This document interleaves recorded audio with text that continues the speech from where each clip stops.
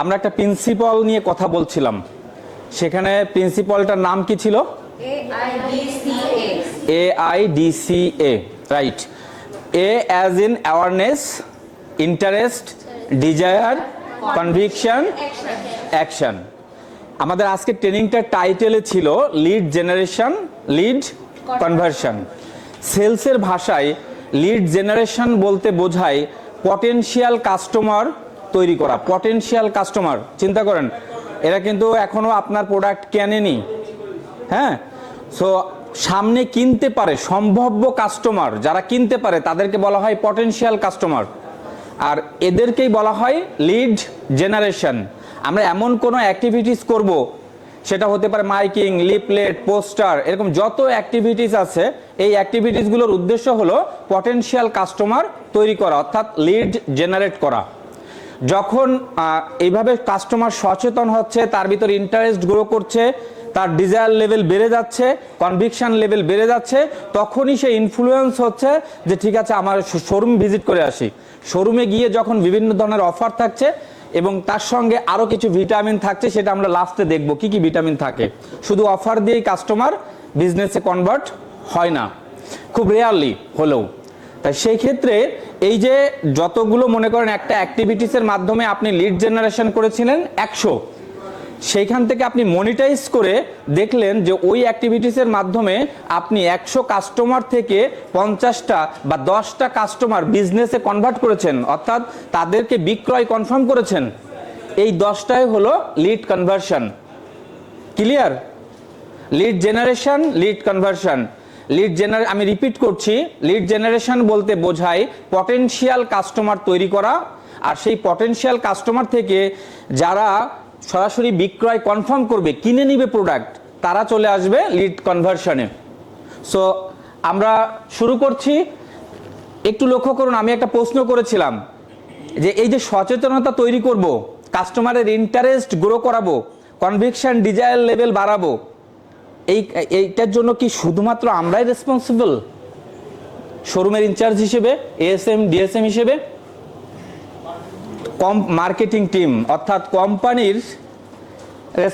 Responsible, পাশাপাশি আমরা responsible, তাই না?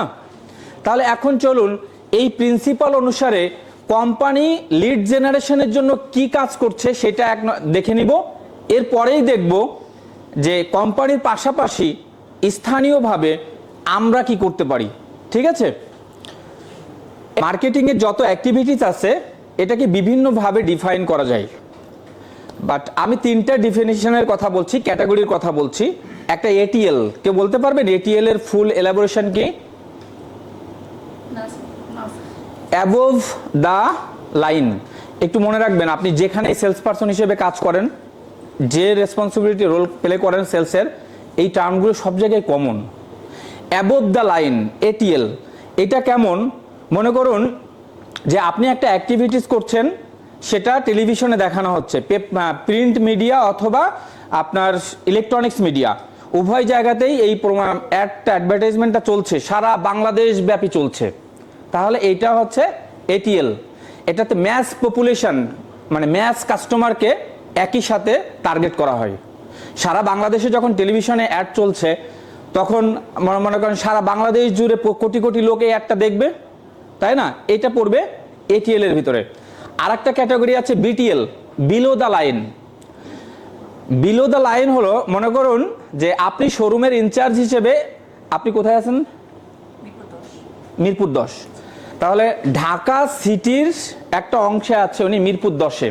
উনি স্থানীয়ভাবে কি করছে, কিছু মাইকিং, কিছু পোস্টার অথবা অন্য কোনো অ্যাক্টিভিটিস, সে শুধুমাত্র মিরপুর এলাকার ভিতরে ওনার যে সেলস টেরিটরি আছে, সেই টেরিটরির ভিতরে একটা নির্দিষ্ট ছোট্ট এলাকার ভিতরে কিছু অ্যাক্টিভিটিস করছে। সেটা হচ্ছে বিলো দ্য লাইন, অর্থাৎ লাইনের নিচেই। লাইন মানে সীমানা ছাড়িয়ে, আর বিলো দ্য লাইন বলতে বোঝায় একটা নির্দিষ্ট সীমার মধ্যে যে অ্যাক্টিভিটিস করা হয় লিড জেনারেশনের জন্য, সেটা হলো বিটিএল। অপরদিকে ফাইনাল যে ক্যাটাগরিটা থাকছে সেটা হচ্ছে TTL, through the line. TTL, through the line. একটু চিন্তা করবেন, আমরা একটু অন্য ইন্ডাস্ট্রির উদাহরণ দেখে আসি। আপনাদের বাসার পাশে স্বপ্নে যাওয়ার বা এরকম মডার্ন ট্রেডে যাওয়ার অভ্যাস আছে না সবার? একটু লক্ষ্য করবেন টেলিভিশন চ্যানেলে অথবা আপনার কোনো ডিজিটাল প্ল্যাটফর্মে অথবা একই সাথে আপনার যে পেপার পত্রিকা আছে যেখানে নিউজ পেপার, একই ধরনের অ্যাড দিচ্ছে 4 পিস ইলিশের দাম 295 টাকা। টেলিভিশনেও দিচ্ছে, পেপারেও আসছে, অনলাইন প্ল্যাটফর্মেও আসছে, আবার আপনার বাসার পাশে যে শোরুম আছে স্বপ্ন সেখানে মাইকিং করছে অথবা লিফলেট বিতরণ করছে অথবা পোস্টার টানিয়ে দিচ্ছে মহল্লায় মহল্লায়। একই মেসেজ যখন 360 ডিগ্রি অ্যাঙ্গেলে সকল ইন্টারভেনশনের দিক প্রচারিত হবে তখন সেটা হলো টিটিএল, থ্রু দ্য লাইন। আর এটাকেই বলা হয় 360 ডিগ্রি মার্কেটিং। আর এই 360 ডিগ্রি মার্কেটিংকে আধুনিক ভাষায় এখন বলা হয়ে থাকে নিউরো মার্কেটিং। সো আমরা এখন দেখব যে কোম্পানি লিড জেনারেশনের জন্য কিভাবে আপনাদেরকে সহযোগিতা করছে এই প্রিন্সিপাল অনুসারে। একটু লক্ষ্য করেন, প্রথম প্রিন্সিপাল কি ছিল? অ্যাওয়ারনেস। কোম্পানি আমাদের এই প্রোডাক্ট, আমাদের বিভিন্ন ব্র্যান্ড, বিভিন্ন এসকিউ নিয়ে মানুষের মধ্যে, কাস্টমারের মধ্যে অ্যাওয়ারনেস বা সচেতনতা তৈরির উদ্দেশ্যে দেখেন প্রত্যেকটা প্রোডাক্ট ক্যাটাগরি অনুসারে সেলিব্রিটি আছে না, ইনফ্লুয়েন্সার আছে না, এবং টিভি অ্যাড দিচ্ছে, ডিজিটাল প্রমোশন করছে, ইনফ্লুয়েন্সার বেসড প্রমোশন করছে, বিউটি এক্সপার্টদের ফিডব্যাক প্রমোশন।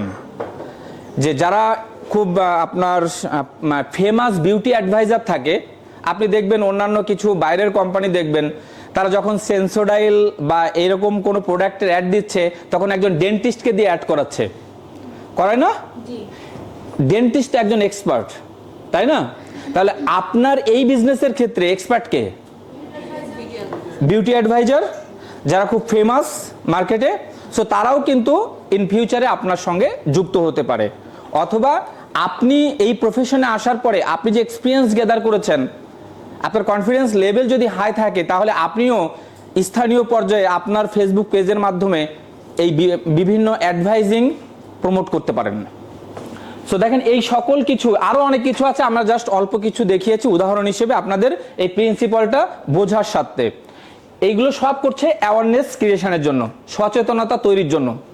কাস্টমার সচেতন হচ্ছে, কাস্টমার জানছে যে সে সাকিব খান স্যার অ্যাড দিচ্ছে বা আরো অনেক ইনফ্লুয়েন্সার বা সেলিব্রিটিরা অ্যাড দিচ্ছে, ইনভলভ আছে, কাস্টমার জানছে।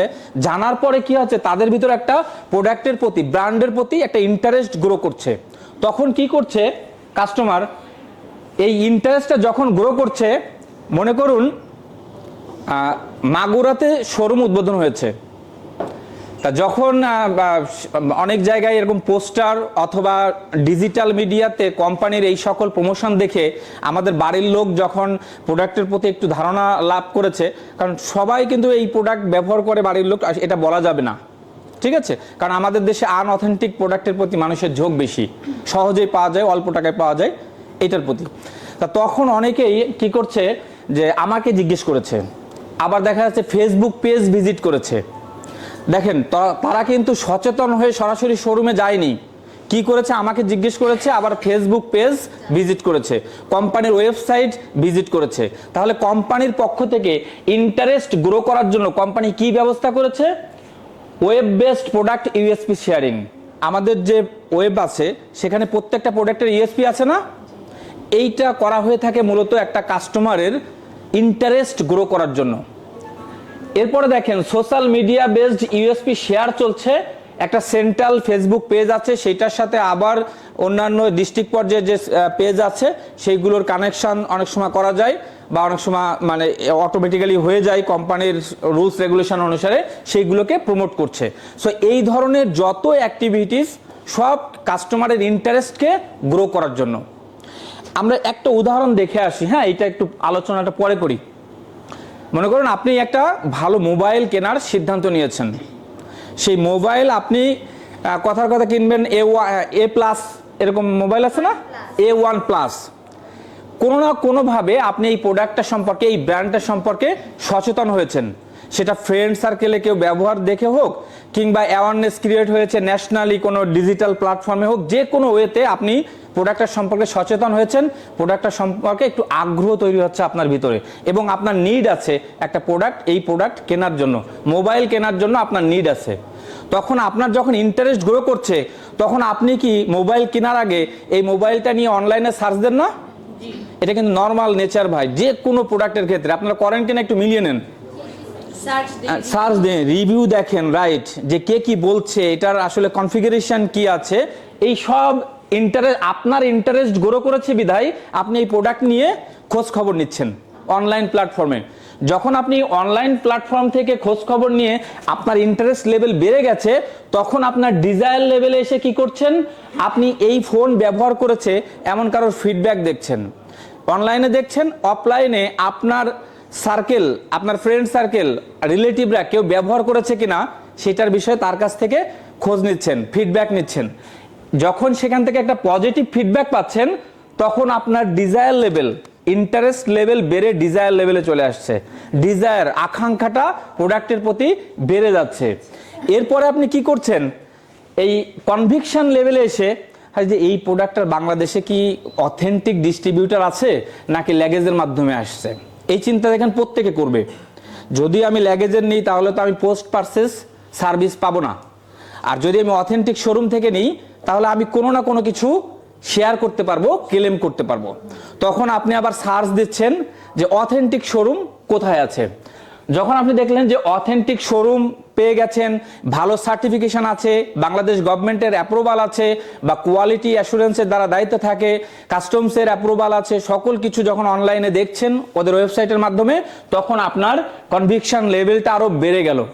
সো দেখেন, এই চারটা অ্যাওয়ারনেস, ইন্টারেস্ট, ডিজায়ার, কনভিকশন, এটা প্রত্যেকটা প্রোডাক্টের ক্ষেত্রেই কাস্টমার হিসেবে আমাদের মনের ভিতর অটোমেটিক্যালি কাজ করে, এবং এই রিলেটেড মানে অ্যাক্টিভিটিস আমরা করে থাকি।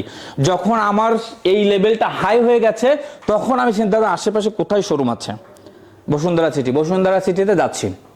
যাওয়ার পরে আমি খোঁজ করছি যে ভাই অলরেডি আমি সার্চ টার্চ করে এসেছি, তার কাছে সে কিছু ফিচার বেনিফিট শেয়ার করছে, পোস্ট পারচেজ সার্ভিস কি আছে সেটা শেয়ার করছে। এরপর আমি জানতে চাচ্ছি ভাই কোনো অফার টফার আছে নাকি, না নতুন সেট তো অফার টফার নাই, বলছে কোনো ফ্রি গিফট টিফট এর সঙ্গে যে আপনার ক্রস সেলিং যে আইটেমগুলো থাকে, হেডফোন, কিংবা দেখা যাচ্ছে এই যে পিছনে ব্যাক কভার, হ্যাঁ এইগুলো অনেক কিছু, রাইট, এই সব কিছু কিন্তু মেন প্রোডাক্ট মোবাইল, আর এইগুলো সবই ক্রস সেলিং আইটেম। সো এই বিষয়গুলো আমরা বাই নেচার সার্চ করি, এইগুলো আমাদেরকে ইনফ্লুয়েন্স করে আমাদের ক্রয়টা, পারচেজটা কনফার্ম করার জন্য।